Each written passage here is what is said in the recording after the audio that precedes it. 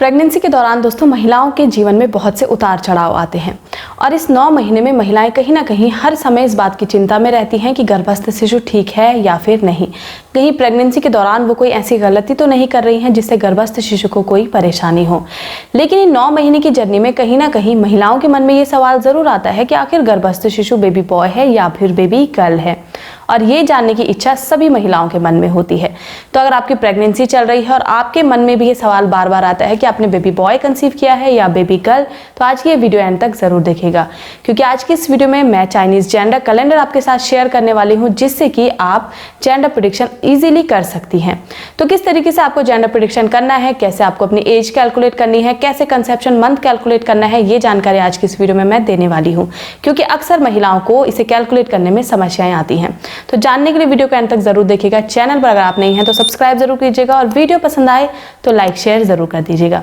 तो दोस्तों सबसे पहले जान लेते हैं कि आखिर लूनर कैलेंडर यानी कि चाइनीज जेंडर कैलेंडर और जो कैलेंडर हम यूज करते हैं इसमें क्या डिफरेंस है। तो आपको बता दूं, चाइनीज जेंडर कैलेंडर लूनर यानी कि चंद्रमा की चाल पर डिपेंड करता है, और वहीं जो कैलेंडर हम लोग यूज करते हैं ये सूर्य की चाल पर डिपेंड करता है, जो कि ग्रेगोरियन कैलेंडर होता है। इसके अलावा लूनर कैलेंडर 355 या 356 दिन का होता है, वहीं ग्रेगोरियन कैलेंडर ये 365 दिन का होता है।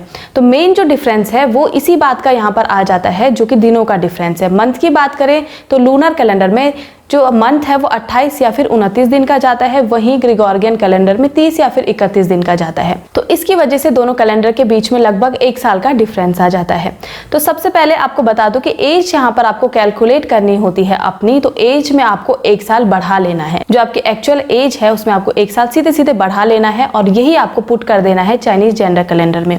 तो एज आपको कैसे कैलकुलेट करनी है और क्यों कैलकुलेट करनी है, 1 साल क्यों बढ़ानी है, ये आपको समझ में आ गया होगा। तो दोस्तों अब बात करते हैं कि कंसेप्शन मंथ आपको कैसे निकालना है।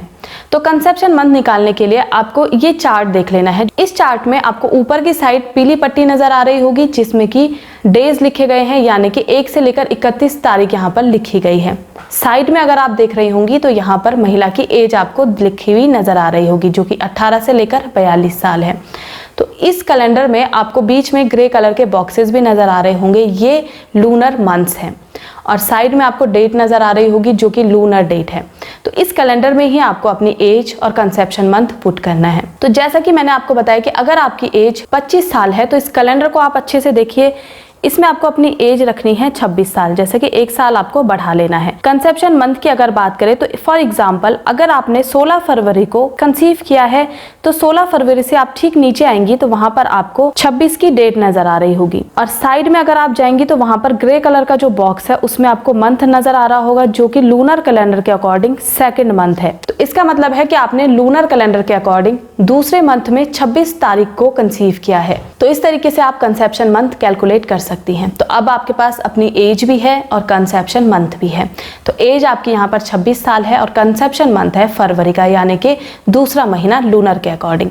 तो इसको ही आपको अब इस चार्ट में पुट करना है, जिसमें कि बेबी बॉय और बेबी गर्ल के सिंबल्स बने हुए हैं। तो एज आप यहाँ पर देख सकती हैं 26 साल, और ठीक उसके आगे आप जब जाती हैं तो फरवरी के महीने में आप नीचे आएंगी और 26 साल के सामने आपको नजर आ रहा होगा जी बना हुआ। तो इसका मतलब है कि आपने बेबी गर्ल कंसीव की है।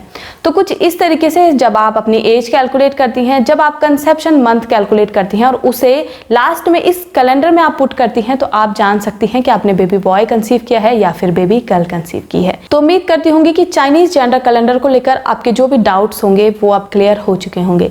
इन केस आपको फिर भी कोई प्रॉब्लम होती है डेट या फिर कंसेप्शन मंथ कैलकुलेट करने में, तो आप मुझे कमेंट करके पूछ सकती हैं। वीडियो को समाप्त करती हूँ। धन्यवाद।